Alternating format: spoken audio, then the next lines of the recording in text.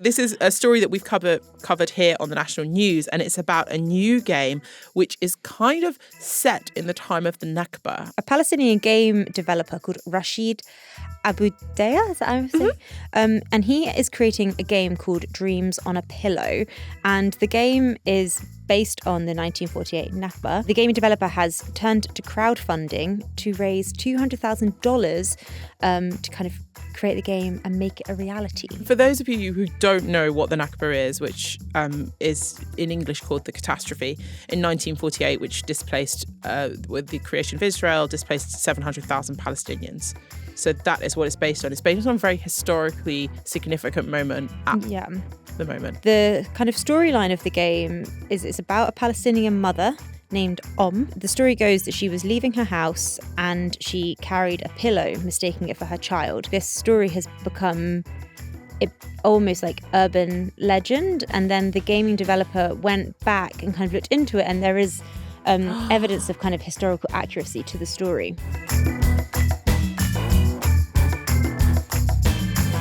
Hi everyone, today we are going to be talking about a new game focused on the Nakba.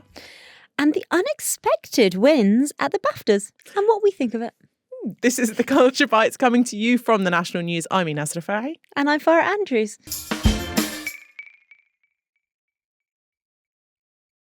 The Culture Bites. Yeah, I just did that. I like that. I like it. Yeah, why not define it? Because the Culture Bites. This is The Culture Bites with you. El Culture Bites. Every Thursday. How are you? Do you like that? That was my Arabic news voice. Oh, I did. El Culture Bites. I'm really well. I've had a great weekend. I spent the whole weekend at the World Surf League. Yeah, she was there hanging 10. Yeah. What's it called? Surf Abu Dhabi? It's Surf Abu Dhabi. If you don't know about it, get to know about it. On Hudayrat Island, there's a huge surf machine. Okay, this is not the open ocean. This is a surf machine. So every single wave is exactly the same. So you can actually, you can see the surfers competing on exactly the same wave. Interesting. You're now the representative from the surfing community. Please step in as a representative from the surfing community. Is that fun? Oh, it's so much fun. It's part of the fun of surfing, not surely just like the magic of the ocean. What could Mother Nature throw at us? No, there was a bit of that still. There was a sandstorm on the finals on Sunday. Mother Nature's still here? Mother Nature's still here. I think, they extended the break. Look, I love water sports. I love water sports. Have I ever gone to see surfing before? Never. My family in Australia were all watching it because it's such a big event. So this is an international event? It's an international event. It's here. It's in Abu Dhabi. And because it's quite niche, is it annual? Yes. This is the first year. Oh, but it will be annual. So hopefully, inshallah. I really hope they come back next year. But it's a really nice crowd. Nice, quiet mix. My mother-in-law came. She brought the crosswords. We sat on beanbags, watched surfing. What a lovely time had by all. Lovely time. What did you get up to? Over the weekend. We'll get to that when I discuss my recommendations, my lady. Oh. But I have been cultural this week with a capital C. You and we took a school trip. We went to the wonderful Prada Mode event. Absolutely fabulous. Yes.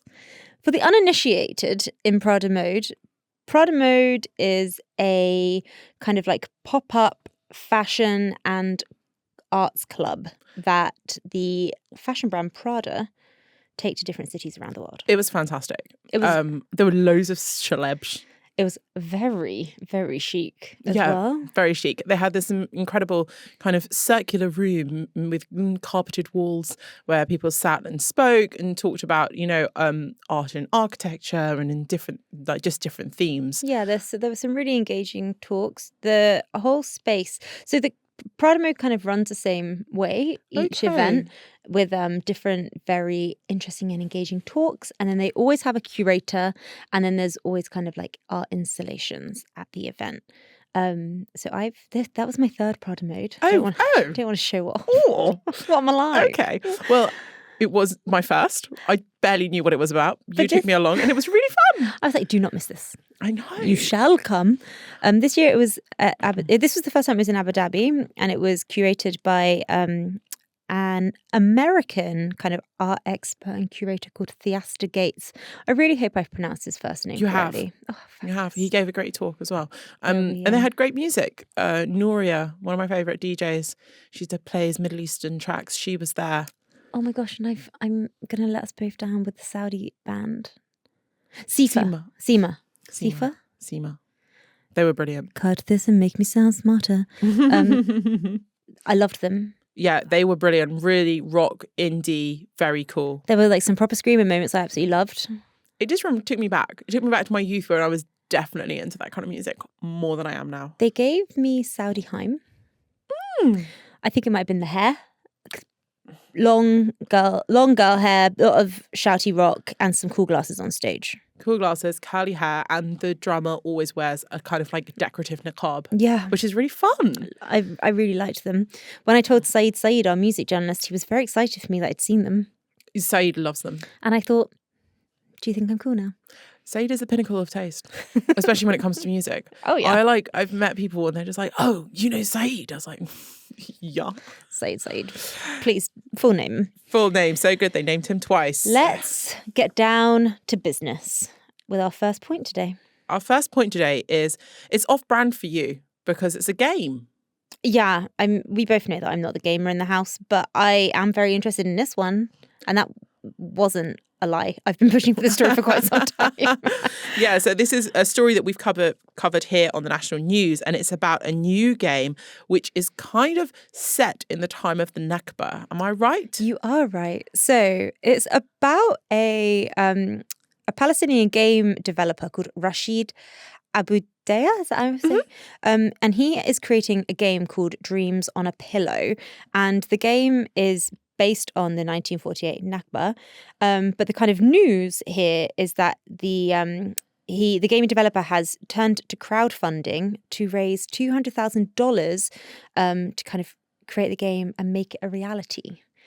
So, and he raised it? Yeah, so it was raised on a platform called LaunchGood. Wow. And for those of you who don't know what the Nakba is, which is in English called the catastrophe in 1948, which displaced, with the creation of Israel, displaced 700,000 Palestinians.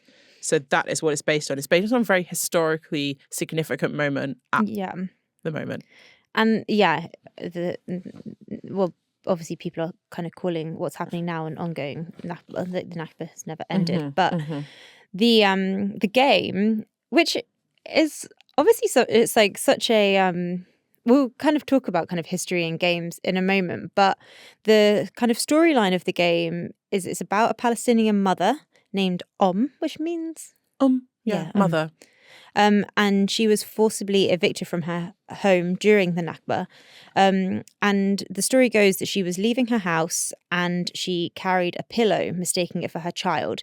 And I think it's kind of become like this story has become almost like urban legend. And then the gaming developer went back and kind of looked into it, and there is evidence of kind of historical accuracy to the story. Oh my God, that gave me goosebumps. I know. Just the idea, like as a mother, like leaving your child, thinking you have your child. And so, it's looks like it's going to be a game with incredible impact and like the potential to be a very, very, very difficult play. But another kind of, I think my takeaway from it is that it's another avenue for people to learn about such an important, crucial, historical turning point in this region in a way that people haven't kind of interacted with it before, and a lot of people who won't have learned about it. I think in the last year and 3 months, people have been reading about the 100-Year War, and people have been doing a lot of kind of reading into and looking into the history of Palestine, the history of Israel, and engaging with it in different ways, whether it is through art, song, film. But it's another avenue, and I like that. I love that. I think that obviously we try and speak about historical moments all the time when it's art, books, music. And games, it comes up over and over again. We've got a lot of games focused around different wars and other historical events. So I think that this isn't like a new thing, really, is it? It's not a step out of line for the gaming industry, right? Like, I'm, as we have discussed many a time in the past and already today, I am not a gamer. But I do know that there are a lot of war games because I watch them being played in my living room. Okay. There are a lot of war games. Yeah. Sometimes they don't focus on real places. My thing, I still get shudders when it's usually someone shouting like "Allah Akbar," and that's the person you shoot. I think that there is kind of like some stereotypes, some bad stereotypes that are often perpetuated in the gaming world, which make me just feel really uncomfortable, and they always have done. And it's just like, oh, great. Okay, so you're allowed to do that in a place which looks like where I come from. Interesting. And a lot of the time, it's not just a place that looks like where you come from. A lot of the settings are extremely geographically accurate. Like it is literally down to like a map. Yeah, or even the accent of some of the players. Like, they have like Arabic actors, obviously, saying some of the words. But what I took away from this, not only is it really poignant that they're making a game on the Nakba, and we can't play it yet, guys. So if you're thinking 2026. if you're thinking, oh, I really want to play this in 2026, you're going to have to wait. But the artistry of this game is quite unique. It's like we've seen renderings and they look like very engaging illustrations. Like it's not the kind of like hyper realistic kind of simulation kind of game. There is like a kind of like visual poetry to it, which has the potential, I think, to be so beautiful. So Faisal on our team interviewed the game developer Rashid, and a point that he made that I thought was really, really beautiful in the raising of the $200,000. It wasn't like, because these platforms are so global. He said that there was an awful lot of attention, like from the region, but also just from people all around the world. They were Arab, non-Arab, Muslim, non-Muslim. And so it was like a very kind of like equal, like there was such an incredible like universal interest in this game and kind of relating to what's happening right now and kind of finding this secondary way to kind of tell the story. I think that the story of displacement, it hasn't just affected the Palestinian people either. It's a story that is echoed across the world. So I think that a lot of people will find maybe some comfort even in these kind of stories coming in this kind of way. Yeah. Well, in 2026, when the game is out, we'll have a first play. I will watch you playing it. Maybe I'll play. I've played.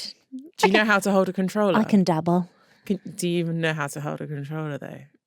Why are you acting like we're on a playground and we are 11 and you are bullying me? Of course, do you know I what? do. I'm not very good. I mean, my gaming is like Mario Kart.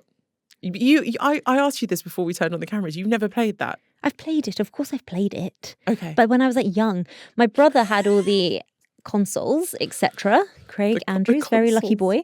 Consoles. And from time to time, I would play with him. And he played like the games that I remember are like Crash Bandicoot. Okay. Simpsons Hit and Run. Oh. I liked that one. I never played that. And then like GTA. I mean, everyone played that. I know that there's I've edited enough stories for the section to know there's big hype for the game coming out this year. It is just like, it's such a cult. It's a cult classic. Hey. It was like the game. And if you want any more gaming with Farah, we can revisit this segment next week. No, but honestly, if you are interested in gaming, do follow The National and do follow Faisal because he publishes a lot on it. Oh, he's an absolute encyclopedia. I'm honestly blown away often by his Sometimes articles. I ask him questions and I'm like, I know this is a silly question, but I feel like I'm every woman who's reading this, so you have to indulge me. I'm sorry. Oh, sorry. Lovely.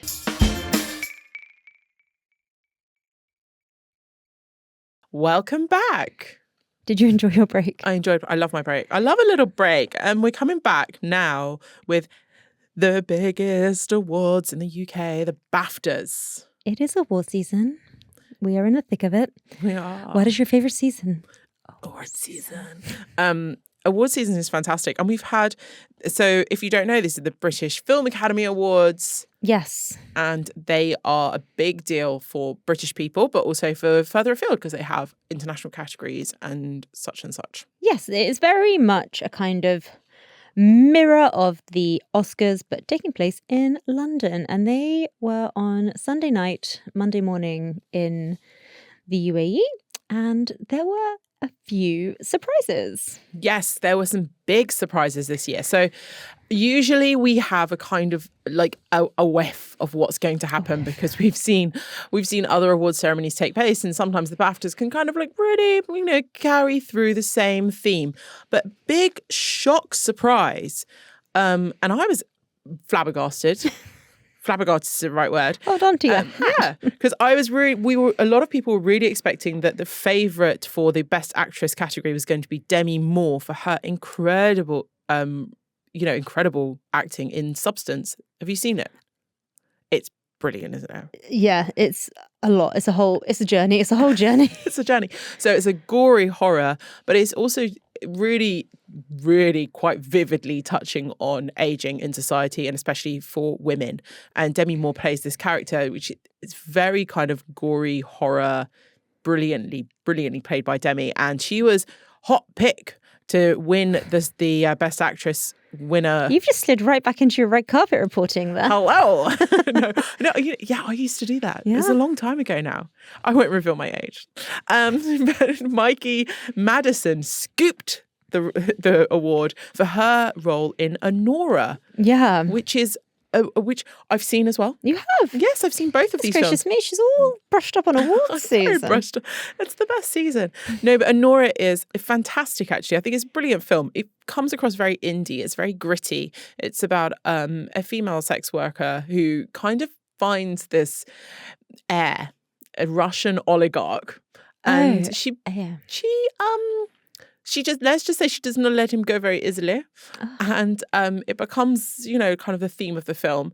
Very, very interestingly, very, very indie in its style. It sounds very up my street. Yeah, it is up your street. And I think it's what I liked about her portrayal of this is that you could have just taken this character as quite surface, like, okay, she dances and now she's met a rich man.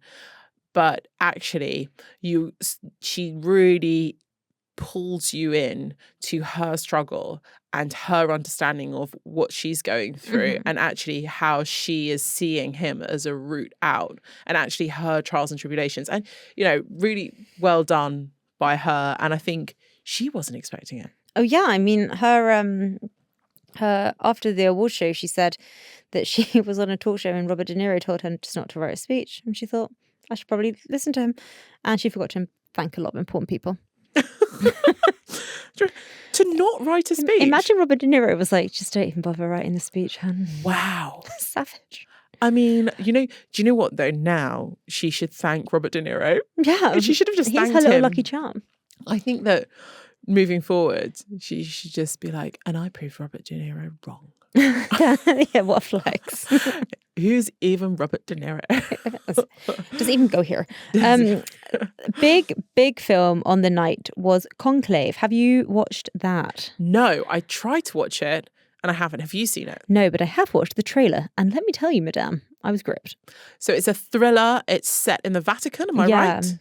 So it's a kind of like a power struggle within the Vatican as they kind of race to bring in a new pope, select a new pope. Oh, brilliant. It stars Ralph Fiennes, Stanley Tucci, John Lithgow and Isabella Rossellini. What a cast. What a cast indeed. And, that's incredible. Yeah, the film won Best Film and also Best British Film, and it was the first movie to take the top 2 prizes since 1917.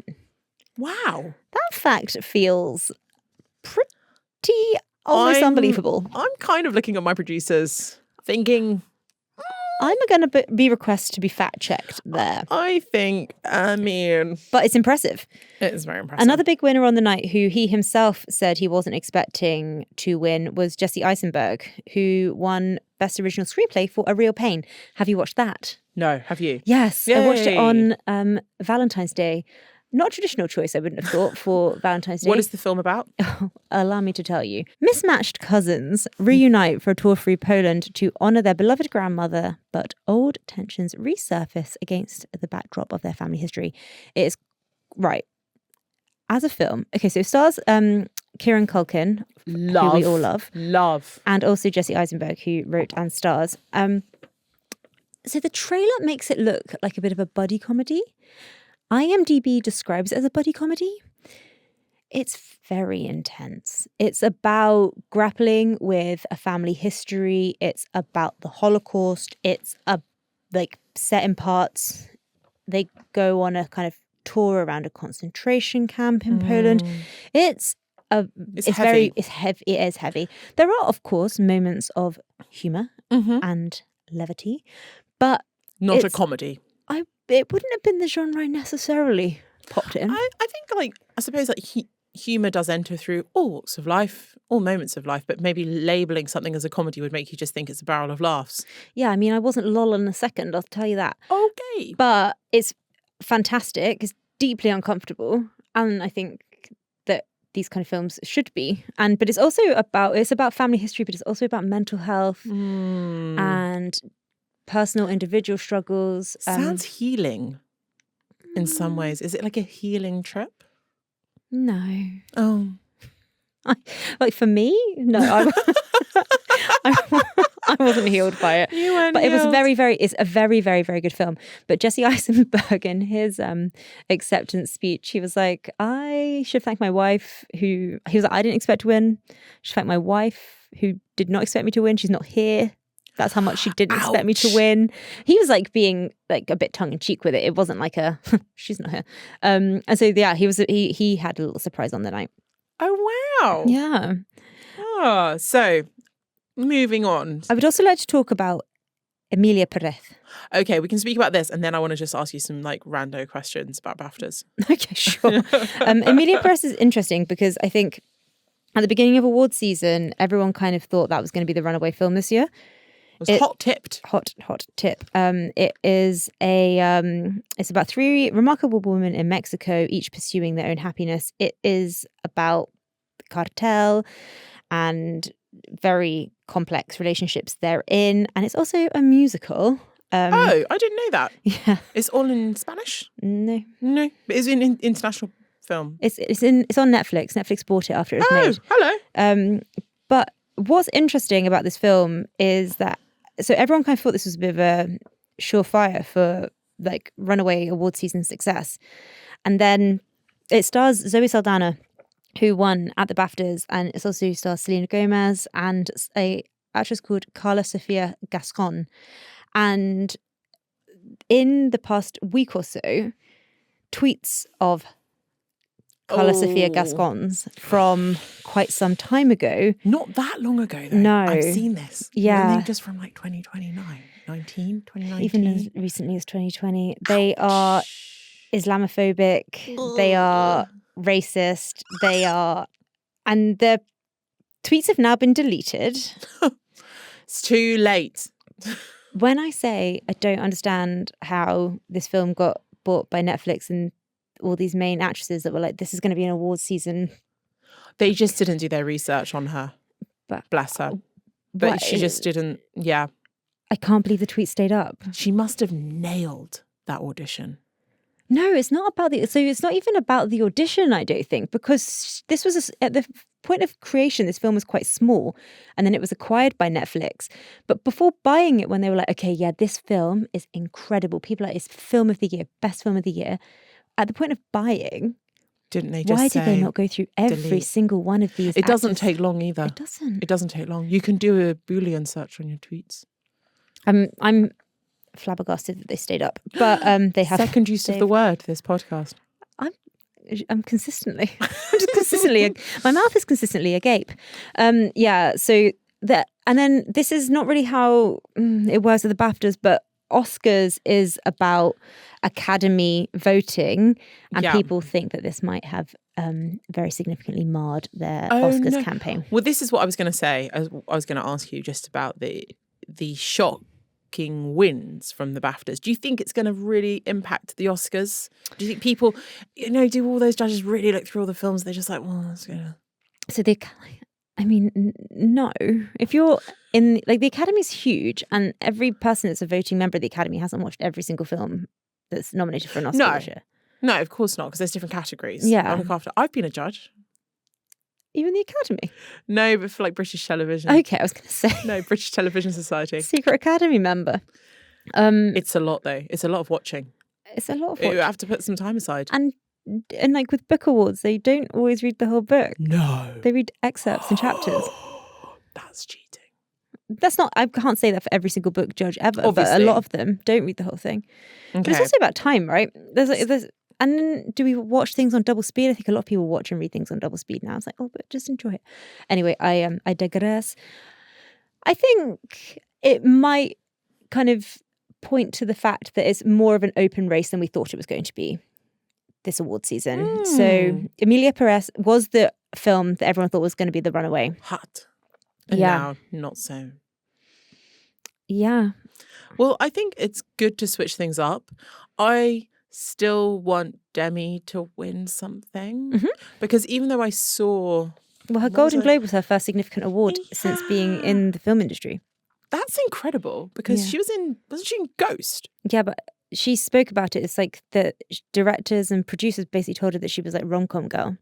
Oh. And she wasn't a serious actor. But honestly, in the substance, she's brilliant. And she's definitely serious actor.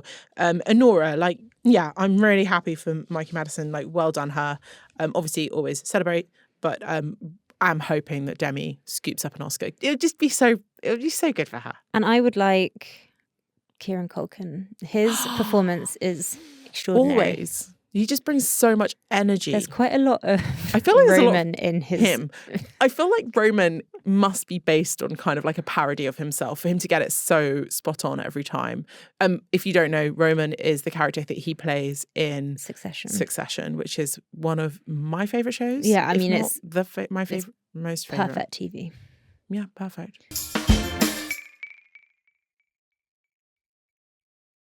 Would you like to recommend anything to me this week, please, madame? Yes. So I have been going through the back catalogue.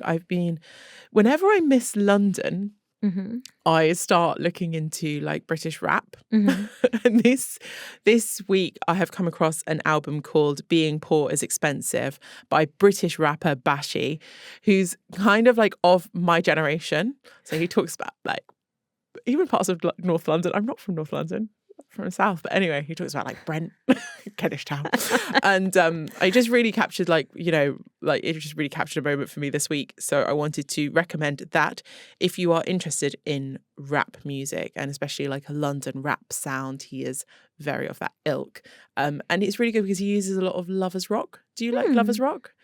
It's a very, very niche. I don't know. It's very niche music that came from Southeast London. And it was kind of very big in the 80s. You would have heard some of their tracks, or from this genre of music. Okay, I'll share with you. Please after. Lovers Continue rock. to educate me. Yeah, it's kind of very almost reggae, pop reggae, which came from South London during the 80s, 70s. Amazing. Yeah. What's your recommendation? My recommendation is, this film does not need any recommending. It's Bridget Jones' Mad About the Boy. It's the highest grossing rom-com of all time, I heard. Is that the truth? I honestly read that today. I honestly read it. Am I saying it's honest? No. She has read it, but she has not fact-checked it. I have not fact-checked it. It is... For anyone who loves Bridget Jones, it's nostalgic. It self-references perfectly. It really does feel like a very lovely close to the series of Bridget films. I went to go watch it in the cinema, and this isn't a spoiler because it's in the trailer. It's also in the book that's been out for about 10 years. It's it's about the character of Mark Darcy and his death. It isn't about him dying. We don't see it. It's kind of in the it's way in the aftermath. I think 4 years later, and it is just there are such moments of raw but relatable sadness. I sobbed. There were 4 or 5 moments during the film where I was real. It wasn't a little well up in my corner of my eye. We were in the fancy cinema, and we the one. Did you need a pocket tissue? it was the fancy cinema where they deliver you of nice little like napkins to go with your dinner. Most Dubai thing. You can definitely get it in this emirate as well. I love it. There were we had like a stack of tissues that you'd have like with dinner, and I burnt through them with my tears. Oh. And at the end, oh my goodness. Did it feel cathartic? Oh yeah, I left feeling like it was like a. But yeah, it's lovely. Renee Zellweger as Bridget is wonderful. She's brilliant as Bridget. Yeah, even her English accent, I can't fault it. she's very, very good. Did Her she slip children up? are very. No, she's good. She's good. And her children are cute. Is it Leo Woodall who was in One Day? Yes. He is very much on set to be the heartthrob. Hugh Grant is back as Daniel Cleaver. He was not in the third film, so fans will be thrilled to see that Daniel Cleaver is back. And it is just, it's a trip down Bridget Jones' memory lane. Lovely. And she's got a lovely house in North London that is just remarkable. Stop. Okay, that's it for today. Thank you so much for listening. If you liked this episode, please follow and subscribe on your favourite podcasting app. And be sure to follow The National Arts on Instagram and catch new episodes of Culture Bites every Thursday. Bye.